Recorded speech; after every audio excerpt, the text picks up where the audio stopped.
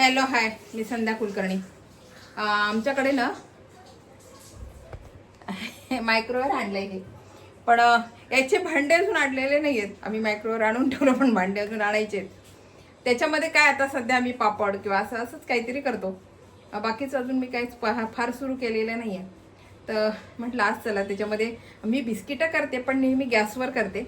आज म्हटलं त्याच्यावर करून बघावेत बिस्किटं मायक्रोवेव्हमध्ये, म्हणून मग आज बिस्किटं करते. आणि ते गव्हाच्या पिठाचे मी बिस्किटं करते. आता त्याला लागणारं साहित्य तुम्हाला सांगते की काय साहित्य लागते, आणि मायक्रोवेव्हमध्ये करणार आहे ते बिस्किटं. आता त्याला लागणारं साहित्य सांगते.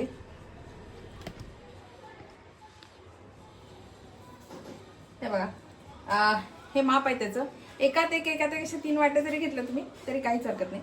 आता मी हे 1 वाटी गव्हाचं पीठ घेतलेलं आहे, आणि त्याची अर्धी वाटी मी डाळीचं पीठ, हरभऱ्याची डाळ आहे त्याचं पीठ घेतलेलं आहे, आणि त्याची अर्धी वाटी मी तूप घेतलेलं आहे, आणि एवढीच वाटी मी साखर घेणार आहे. अजून साखरेला मी कारण या मापामध्ये मी हे काढल्यामुळे अजून मी साखर याच्यातच ठेवलेली आहे, ते नंतर मी तुम्हाला दाखवणार आहे. आणि 1 चिमूटभर त्याला लागणारं मीठ, आणि सोडा, खायचा सोडा आपला, बेकिंग सोडा, हा सोडा लागणार आहे त्याला. आणि तुम्हाला जर भिजवताना कमी पडलं, समजा हे नाही जमलं, तुम्हाला जर अजून लागलं तर थोडं पाणी घाला. पाणी घातलं तर बिस्किटं टिकतात, पण दूध घातलं तर बिस्किटांचा वास होतो, ते फार टिकत नाही. म्हणून मी पाणी घालणार आहे, मी दूध घालणार नाही. आणि माझं दूध मी घातलं जरी असं तरी फ्रीजमधलं दूध त्याला चालत नाही, त्याला नॉर्मल दूध लागते. आता मी फ्रीजमध्ये ठेवलेलं आहे, पण मला पाणीच घालायचं, मी पाणी घालणार आहे त्याच्यामध्ये. म्हणजे करताना जर भिजवलं नाही गेलं तेवढ्या याच्यामध्ये तर मी पाणी घालणार आहे. आता हे कसं करायचं तुम्हाला सांगते.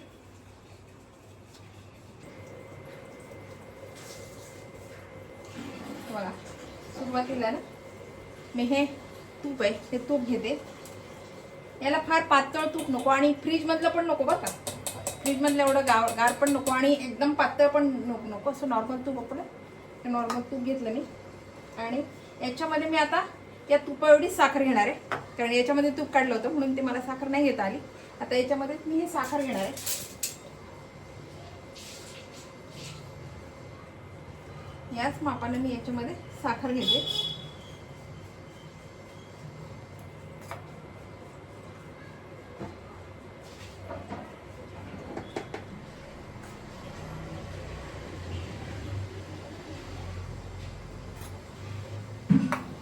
बघा, एवढीच मी आता साखर घेतली.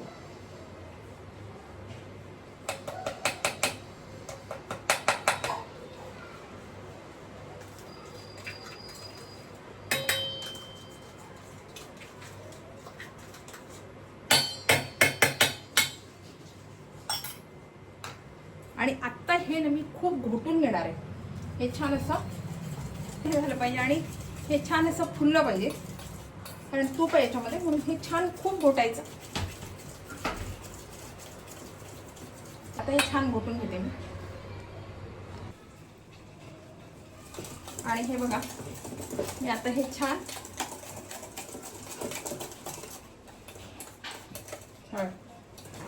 असं मिक्स करून घेतलं.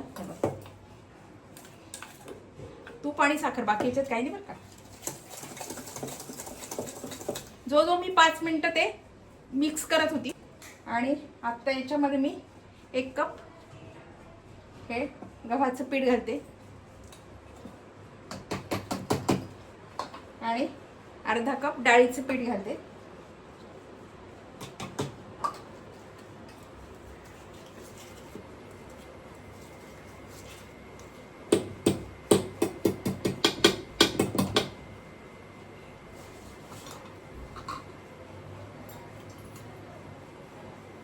आणि आता 1 चिमूटभर मी मीठ घातले, 1 चिमूटभर मीठ,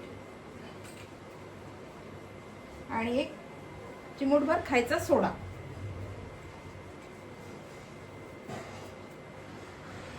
आणि आता हे ना छान भिजवून घेते. बघते याच्यात पाणी लागते की नाही लागत, आता ते बघावं लागेल मला.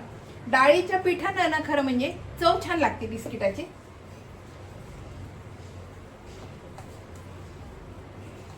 मेहनत फक्त खरं सांगू का, याची मेहनत हे आपण तूप आणि साखर जेव्हा मिक्स करतो की ते आधी खूप असं ढवळून घ्यायचं छान. याला मला पाणी लागणार आहे. दूध घातलं तरी चालते बरं का, पण ती बिस्किट टिकत नाही. दूध घातले ना मग ते टिकत नाही फार. जर टिकवायचे असतील तर दूध घालायचं नाही, पाणी घालायचं नाही. तर मग तुम्ही दूध घातलं तरी चालते. लगेच खायचे असले तर दूध. पण मी आता दूधच घातलं असतं कारण हे लगेच खाणार आहे आम्ही. पण माझं दूध फ्रीजमधलं आहे आणि फ्रीजमधलं दूध याला नाही चालणार, नॉर्मल टेम्परेचरचं दूध पाहिजे, म्हणून मी पाणी घेणार आहे. तूप दूध हे जे आहे ना हे नॉर्मल पाहिजे, फ्रीजमधलं नको. हे थोडं मी पाणी घालते. याचा गोळा होईल इतकंच पाणी घालणार आहे. याचा छान असा गोळा झाला पाहिजे. अजून पण याला पाणी लागणार आहे. अजून याचं पूर्ण गोळा होत नाहीये. मी पाणी घालते परत थोडं. हे होणार नाही आपल्याला. आपण कणिक कशी भिजवतो असं तरी पाहिजे निदान. पाणी घालताना सांभाळून घालायचं. थोडं थोडं घातलं तरी 4 वेळा घालायचं, थोडं थोडं घालायचं. आता याचा छान हा गोळा झालाय. आता तुम्ही कुठल्याही फ्लेवर याचा करू शकता.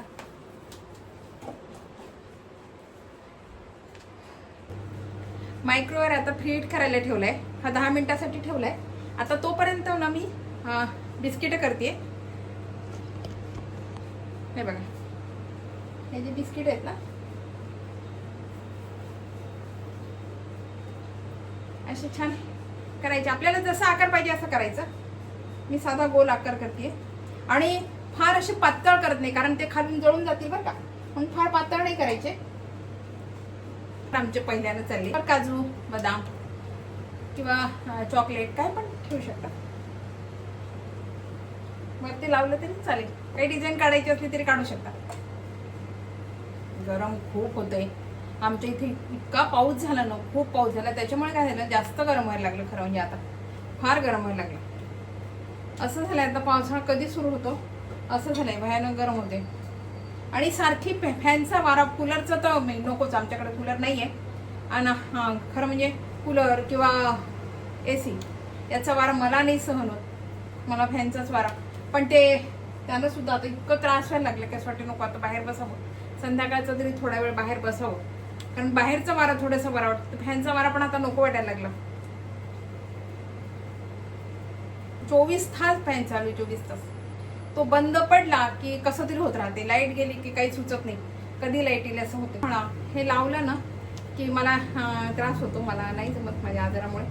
नाही मला त्रास होतो त्याच्यामुळे ते लावता येत नाही. आणि आमच्याकडे कूलर नाहीच आहे, फॅनच आहे. पण बहिणीकडे गेली तिच्याकडे कूलर होतं पण मला त्यांना त्रास झाला. नाही मला नाही जमत ते. मी सगळे छान करून घेतले. छान असे करून घेतले. याच्यावर तुम्ही डिझाईन काढा, चॉकलेटचे छोटे छोटे तुकडे ठेवा किंवा मग ड्रायफ्रूट टाका, काय पण करू शकता. खरं म्हणजे हे ना तूप जेव्हा आपण टाकतो ना, तूप टाकल्यावर जेव्हा साखर टाकली की जेव्हा ते ढवळतो ना त्याची जास्त मेहनत आहे. जो 5 मिनिटं मी तो हे करत होती, मिक्स करत होती सगळं. हे बघा मी आता सगळे छान बिस्किट करून घेतले बघा. आता आपलं फ्रीहीट होत आहे.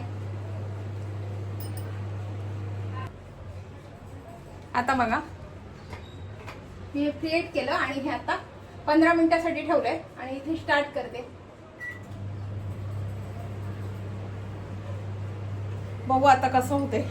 मला एवढी त्याची कल्पना नाही बरं का, पहिल्यानं वापरतीये. हे थोडं मुलाला विचारलंय आणि थोडं आता मी केलं. एक तर काय ते आमचं जागा कमी असल्यामुळे ते वरती ठेवलं गेलं आणि स्टूलवर चढून मला ते करावं लागते. बघू आता 15 मिनिटात ते कसे होत आहे ते बघू.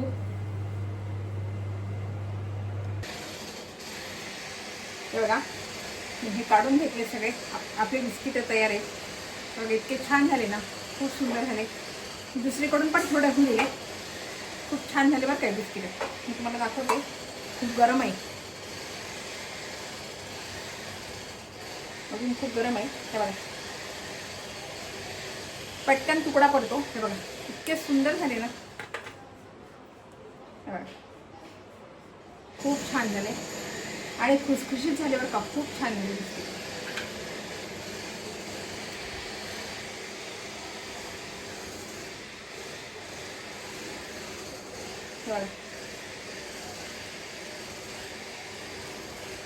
खूप सुंदर झाले.